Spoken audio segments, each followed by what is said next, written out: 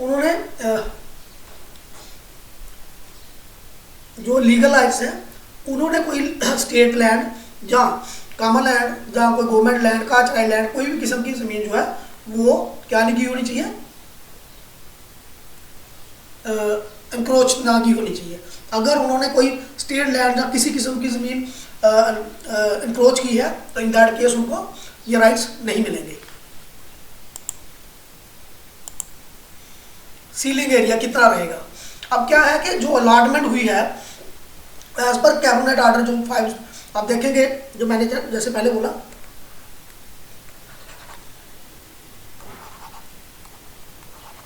Order number 578 जो है 578C जो ऑर्डर है, इसके मुताबिक जो सीलिंग एरिया होगा वो ऑर्डर में मैंने जैसे पहले बोला डिस्क्रिप्शन में डाल दूंगा, उसके मुताबिक ही होगी।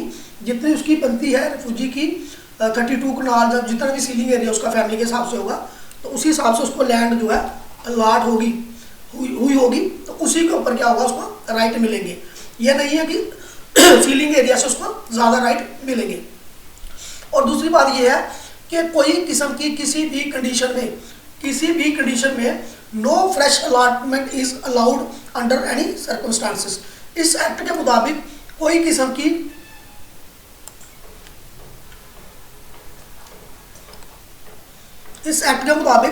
किसी को कोई नई फ्रेश अलॉटमेंट नहीं होगी।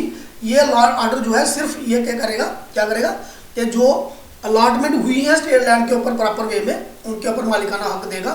इस एक्ट का मतलब ये नहीं है कि किसी भी तरीके से अगर उसको लाठी को ज़मीन कम अलॉट हुई है तो इस एक्ट के मुताबिक, इस ऑर्डर के मुताबिक, तो उसको नई कोई ज़मीन अलॉटमेंट नहीं हो सकती किसी भी कंडीशन में। अच्छा, अब जो है कि डेफिनेशन और कंपोजिशन ऑफ फैमिली क्या है, फैमिली के अकॉर्डिंग ही उनको ज़मीन अलॉट हुई है, तो वो उसमें पैरा नंबर 2 जो कैबिनेट ऑर्डर 578 होगा उसमें पता चल जाएगा फैमिली में कौन कौन आता है। ठीक है, तो नेक्स्ट इज अब कन्फर्मेटिव राइट जो है, जिनके मालिकाना हक जो है जो मिलने हैं, कन्फर्मेंट ऑफ प्रॉपर्टी राइट या ओनरशिप राइट जो है, ये जो अगर ज़मीन किसी की म्यूनसिपल कमेटी या कॉरपोरेशन के अंदर होगी तो वहाँ पे ये राइट नहीं मिलेंगे। यानी कि अगर वो लैंड जिसको अलॉट हुई है किसी टाइम पे अलॉट हुई होगी 1965 में, तो 1965 में उसके बाद में 1965 वाले रिफ्यूजी को 1965 के बाद ही हुई होगी जाहिर है। तो अगर वो ज़मीन अब म्यूनसिपलिटी के अंदर है, म्यूनसिपल कॉरपोरेशन के एरिया के अंदर है, उसकी लिमिट के अंदर है, ठीक है, तो उसके ऊपर भी उसको मालिकाना राइट नहीं मिलेंगे।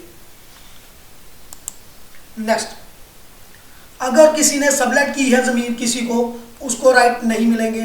अगर किसी ने थर्ड पार्टी का इंटरेस्ट है, पहले किसी थर्ड पार्टी को दे दी और वो चाहता है कि थर्ड पार्टी के नाम मालिकाना राइट मिले, नहीं मिलेंगे, वो भी नहीं मिलेंगे। अगर उसने एग्रीकल्चर ज़मीन को किसी और पर्पज़ के लिए कन्वर्ट कर लिया है विदाउट एनी परमिशन, तो परमिशन तो मिलेगी नहीं इसके ऊपर क्योंकि ओनरशिप राइट थे नहीं। तो अगर उसने किसी और पर्पज़ के लिए उसको कन्वर्ट कर लिया है, कोई यूनिट लगा लिया है, जब कमर्शियल पर्पज़ के लिए कन्वर्ट कर लिया है, उसके ऊपर भी उसको राइट नहीं मिलेंगे। 3 चीज़ें, अगर उसने सबलेट कर दी, किसी को आगे दे दी है तो तब भी नहीं होगा। अगर उसने थर्ड पार्टी को दे दी तो थर्ड पार्टी के नाम कराना चाहता है, फिर भी नहीं मिलेंगे राइट।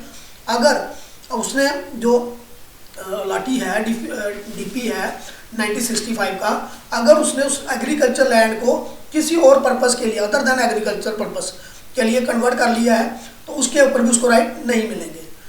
अगर वो उस लैंड को अलाइड एग्रीकल्चर पर्पसेस के लिए यूज़ करता है, जो ज़मीन के साथ मतलब एग्रीकल्चर के साथ रिलेटेड काऊ शेड बनाया हो या और किसी तरीके का कोई ऐसा कन्वर्ट किया हो जो एग्रीकल्चर के साथ ही रिलेटेड हो, तो फोडर शेड बनाया हो, तब उसको उसके ऊपर मालिकाना राइट मिल जाएंगे। जहाँ उसने अपना रेजिडेंशियल घर जो है उसके इस लैंड में बनाया हो तब भी उसको मालिकाना राइट मिलेंगे। सबलेट किया होगा नहीं मिलेंगे, किसी और को दी होगी नहीं मिलेंगे। तो एग्रीकल्चर से हटके कोई और पर्पज़ के लिए वो यूज़ कर रहा हो तब भी राइट नहीं मिलेंगे। उसके बाद अगर उसने एग्रीकल्चर के साथ जुड़ते जुड़ते किसी काम के लिए उसको कन्वर्ट किया हो तो राइट मिल जाएंगे। और उसने अगर अपना घर नहीं बनाया हुआ है इस लैंड में तब भी उसको राइट मिल जाएंगे। उसके बाद पॉइंट नंबर 6 है कन्फर्मेंट ऑफ ओनरशिप राइट जो है ये कोई बंदे ने अगर कोई फेक डॉक्यूमेंट से बनाया है अलॉटमेंट का या कोई, उसको राइट नहीं मिलेंगे। कोई फोर्ज डॉक्यूमेंट है, जाली दस्तावेजों वालों को नहीं मिलेगा। जहाँ कुछ फैक्ट जो है छुपाए गए हों suppressing by suppressing the material facts, तब भी उसको राइट नहीं मिलेंगे। उसके बाद क्या है कि tehsildar shall receive all the cases from applicants, जो भी है एप्लीकेंट जो है वो एप्लीकेशन देंगे किसको, तहसीलदार साहब को। फिर तहसीलदार कंसर्न क्या करेगा, उसको पूरी आफ्टर कंप्लीट लिखना था, कंप्लीट हो गया, कंप्लीट इंक्वायरी करने के बाद पूरे कागज क्लियर रिकमेंडेशन के साथ, यानी कि यस और नो के ये सही है या गलत है, जहाँ रिकमेंड करना है इस केस को या नहीं करना है, यस और नो में क्लियरली ACR कंसर्न या SDM कंसर्न को वो एप्लीकेशंस फॉरवर्ड करेंगे।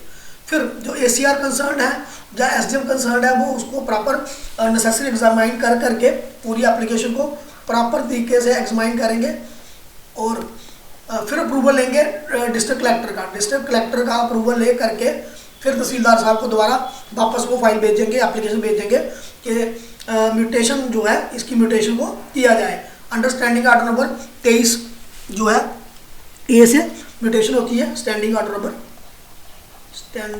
नंबर 23 A से म्यूटेशन के लिए भेजा जाएगा फिर तहसीलदार को।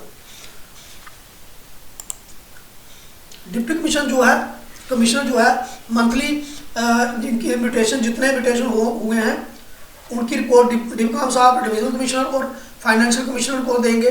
डिप्टी कमिश्नर का काम होगा कि वो तहसीलदार ACR SDMs को कैंप लगाने के लिए बोलेंगे और इंश्योर करेंगे।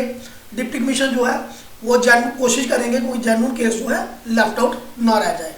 ठीक है, तो ये था इस गवर्नमेंट ऑर्डर में जो भी मेन चीज़ें थी।